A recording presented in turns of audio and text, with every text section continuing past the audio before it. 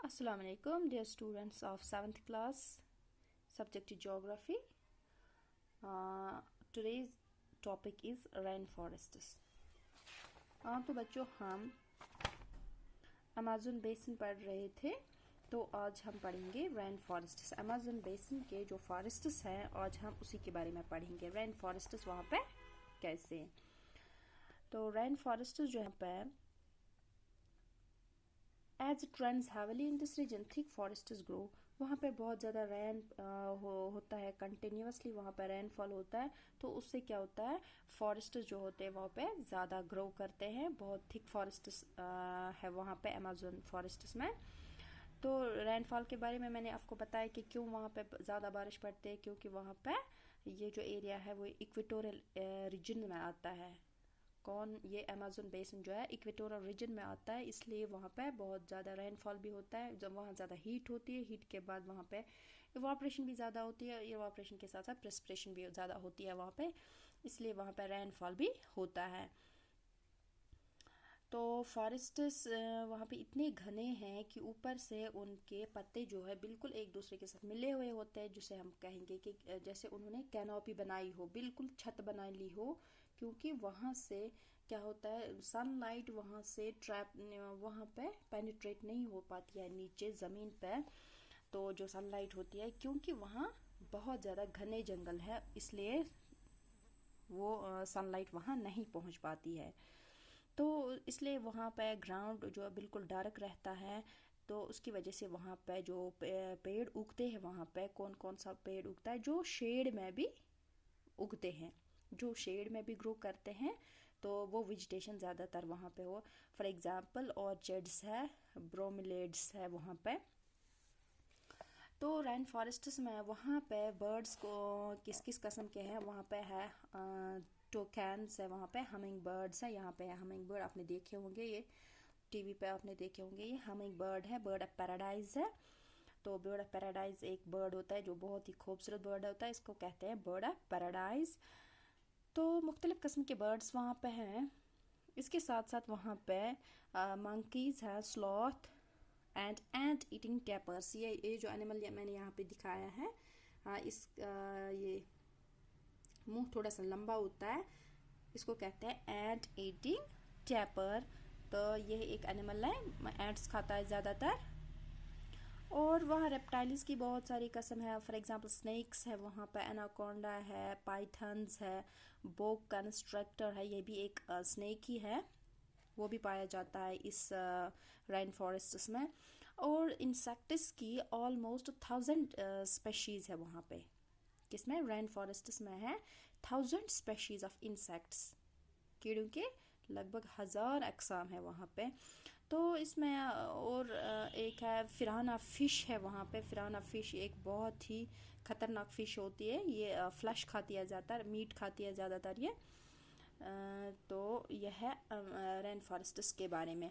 और हम पढ़ेंगे अब people of the rain forests, वहाँ के लोग क्या करते हैं, कैसे रहते हैं। वहाँ के लोग जो है पहले वो फॉरेस्ट्स का एक प्लॉट लेते हैं, उसको बर्न करते हैं, कट करते हैं, फिर उसको बर्न करते हैं, जलाते हैं इस लकड़ी को। फिर उसका ऐश जो निकलता है वो उसी मिट्टी में उसको मिलाते हैं, फिर उसमें एग्रीकल्चर वहाँ पे करते हैं, कल्टीवेशन हो जाती है वहाँ पे, फिर फूड्स की। तो ये ज़्यादातर, और वहाँ पे हंटिंग होती है, ज़्यादातर हंटिंग और फिशिंग होती है वहाँ पे। ये मेल्स करते हैं वहाँ पे हंटिंग और फिशिंग, और फीमेल्स जो है ज़्यादातर वो वेजिटेबल्स ग्रो करती है अपनी ज़मीन में, और अपनी फसलों का ज़्यादातर वहाँ पे ख्याल रखती हैं। तो उस कल्टीवेशन को कहते हैं ज़्यादातर उस कल्टीवेशन को कहते हैं स्लैश एंड बर्न एग्रीकल्चर, जिसे जहाँ वो पेड़ काटते हैं, फिर उसको जलाते हैं, फिर उसी मिट्टी में उसको मिलाते हैं, उसको कहते हैं स्लैश एंड बर्न एग्रीकल्चर, वहाँ पे ज़्यादा होता है। तो उनका स्टेपल फूड है वहाँ पे, स्टेपल फूड कहते हैं जिस तरह हम यहाँ पे कंटिन्यूसली खाते हैं राइस, कॉमन फूड जो होता है उसको कहते हैं स्टेपल फूड, जिस तरह हम राइस खाते हैं यहाँ पर, इसी तरह उनका स्टेपल फूड है वहाँ पर मैनियोक। तो मैनियोक को दूसरा नाम कहते हैं कासावा। वहाँ पे वो उगाते हैं, उसको ज़मीन में उगाते हैं, उसके जिस तरह पोटैटोज होती है ना ज़मीन के अंदर, उसी तरह एक फल होता है वहाँ पे, तो जिसको वो ज़्यादातर खाते हैं, अपने खाने में इस्तेमाल ज़्यादा करते हैं वो। तो वहाँ पे और क्या खाते हैं ज़्यादातर, कोइन एंट्स खाते हैं ज़्यादातर। हाँ, एंट्स की जो कोइन होती है ना, उनको ज़्यादातर वो खाते हैं। और वहाँ पे फसल कौन कौन से उगते हैं? ज़्यादातर वहाँ पे उगती है कॉफ़ी, मेज़ एंड कोका। तो ठीक है ना, यहाँ तक आपको समझ आ गया। और है रैन फॉरेस्ट्स की एक बात, वहाँ पे वो हाउसेस बनाते हैं, और लकड़ी की उनको वहाँ पे बहुत ये कमी नहीं होती है, लकड़ी के हाउसेस बनाते हैं वहाँ पे। और रूफ्स भी बनाते हैं, छत बनाते हैं उनको स्लांटिंग या स्टीपली स्लांटिंग रूफ्स बनाते हैं, जिस तरह हम यहाँ पे छत बनाते हैं ताकि हम बर्फ़ और बारिश से बच सके। उसी तरह आपको समझ आएगा ये आराम से, क्योंकि हम भी इसी तरह की छत बनाते हैं स्टीपी, जिस पे जब बारिश पड़ती है तो आराम से नीचे गिरती है। इसी तरह की छत बनाते हैं वहाँ पे वहाँ के लोग। तो मगर अगर देखा जाए तो आज उनकी लाइफ उतनी वो पुराने ज़माने की उनकी लाइफ वैसे गुजारते थे, लेकिन आज उनमें उनकी लाइफ में बहुत ज़्यादा चेंज आ गई है। जो वहाँ के लोग हैं उनमें आज बहुत ज़्यादा चेंज आ गई है। In olden days, the heart of the forests could be reached only by navigating the rivers. तो वहाँ पुराने ज़माने में क्या होता था, वहाँ पे जाने के लिए सिर्फ बोट्स का इस्तेमाल होता था।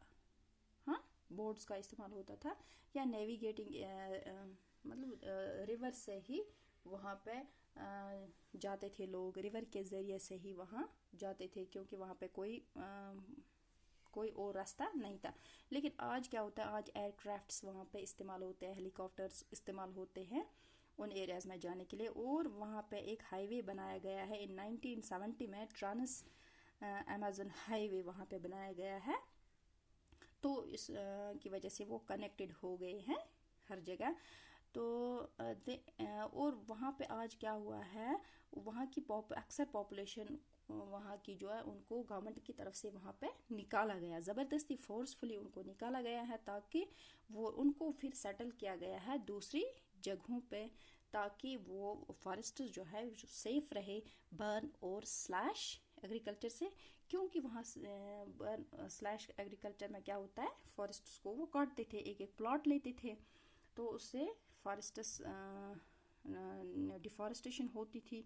तो डिफॉरेस्टेशन हमारे लिए बहुत ही हार्मफुल है। अगर डिफॉरेस्टेशन ज़्यादा हो जाएगी तो हमें ऑक्सीजन नहीं मिलेगा, हमें भी जंगलों का बचाव करना चाहिए। ठीक है, तो आज के लिए इतना ही। खुदा हाफिज़।